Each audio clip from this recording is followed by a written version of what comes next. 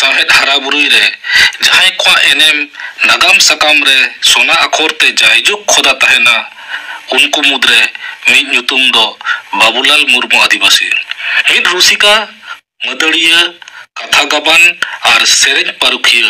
पारसी दुलड़िया साहेद चेतान एनेम संतड़ी साहेद भगवान रे माली बहालेका जायजुक पठुआ को तेतान तिरपिदा साहेद भगवान जेलेका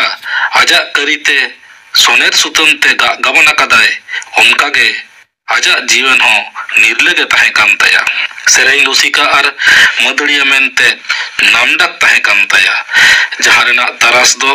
आजा ओल सेरेन पुथी को तलाते बड़ायोआ आजमवा आदि लोगन गे मुर्मू गमके दो ने होड़ साव आदि मेसा दाड़िया तहेले होड़ साव मेसा मेसाते हतांग हो जेलेका लासेर लेन तया और नुआरना कथा दो आजा कहानी गाथनी कुदुम ओनल करे पुस्तक सहित पढ़ाव ᱧᱟᱢᱚᱜᱼᱟ आयमा टोठा खन तुमल जावरा कातेत ओना ने होड़ को सामांग रे पार्सल लेदाय नुआते होड़ होपन को मुद्रे चेंघावना सिरजोन लेना गमके हुदिस लेदाय संताड़ होपन को सावता रे जहां दुरीब को मेना दो उनकी तलाश कातेत नेहोड़ तलारे ओना सदर एन रेगे संताड़ सावता रे मेंदो रायरीत आरिचाली साहेद और पारसी रेना गुणन फुटेल रकाबुआ मानमी को बुझावा संताड़ सावता तिनंग सोरेसा साहेद तिनंग गाबेयाना और पारसी तिनंग केटेजा बाबूलाल मुर्मू आदिवासी गमकेया और मिद मारांग उपरुम दो पारसी साणेसिया लेकाते पारसी चेतन आजा गाहिर खोंदरन तलाते पारसी रेना व्यवहार से पारसी रेना गाबाने फोटेल सुदर लेदा ऑल सुदर लेदाय संताली भाषा विज्ञान से संताड़ी पारसी साणेस नुआ संताड़ी पारसी साणेस पोतब रे रुति खन रुति दोरिब हो ऑल तोल दोहो आकना मुर्मू गमकेया जीवन कथरे बड़ायोआ गमके दो भारत दिसोम रेना बिहार पोनत रे मेना बांका जिला रेना दूध सीमा आतुरे इंग्रेजी 1939 साल रेना तेहिना दिन मेंदो 12 जनवरी रे सुजान और हिसी मुर्मू हेव खबर रे उपेल लेनाय मोड़े चानाच रे पढ़ाव तुलुई के सावता और साहेद चेतान मिद सरस दुलड़ सिरजन लेन तया हुडिंग उमेर खन गे हुडिंग दुरीब चेतान आजा बाडाय और ओना बाडाय रेना साना सेटर आले तहेत तायम दाराम नोआ बाडाय रेना साना खन गे खोंदरनिया लेकाते उपरुम लेनाय गमके दो हुडिंग उमेर रे पुइलु ओलो पढ़न दो आजा आतु रेना विद्यागार खन गे एहब लेन तया जहां दो पेरे मिडिल स्कूल मेंतुत को मेताक कना इना तायम कोरका प्राथमिक विद्यालय नोड़े पढ़ाव तायम जिला स्कूल दुमकरे आयवा तकिन दुकिन भर्ती लेदेया जहां खन दो इंटर बिडो दय सत लेदा निया तायम बिहार विश्वविद्यालय मुजफ्फरपुर खन खना आईए और तिलकमाची विश्वविद्यालय खन बीए ऑनर्स रेना डिग्री दय हामेट लेदा तायम दाराम 1965 सेरमारे एमए रेना डिग्री होय हामेट लेदा मेंदो उन ओक्तो नुनंग ओल पढ़ावान होड़ दो आदि कम गे को ताहे कना ओलोक पढ़न आवरी सत रेगे मानतान गमके दो माचेत लेकारे बहाली लेनाय जनकपुर मिडिल स्कूल रे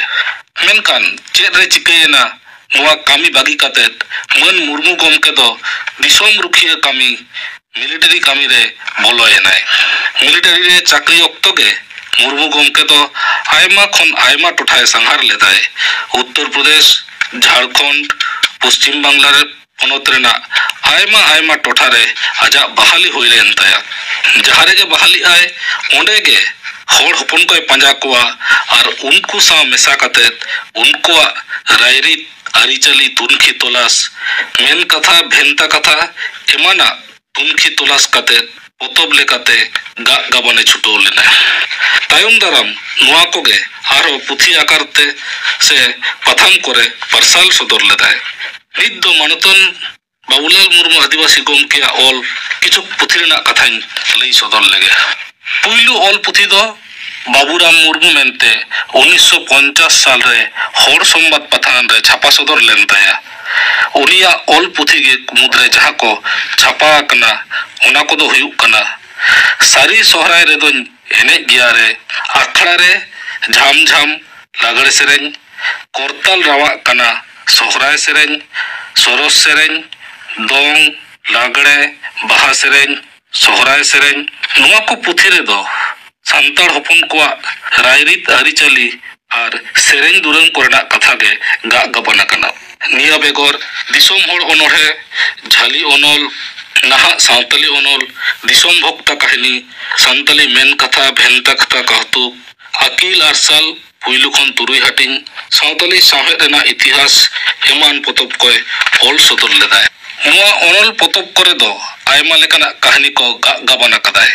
नुआ कहानी करे दो ने होड़ को कथा गे ऑल सदर कना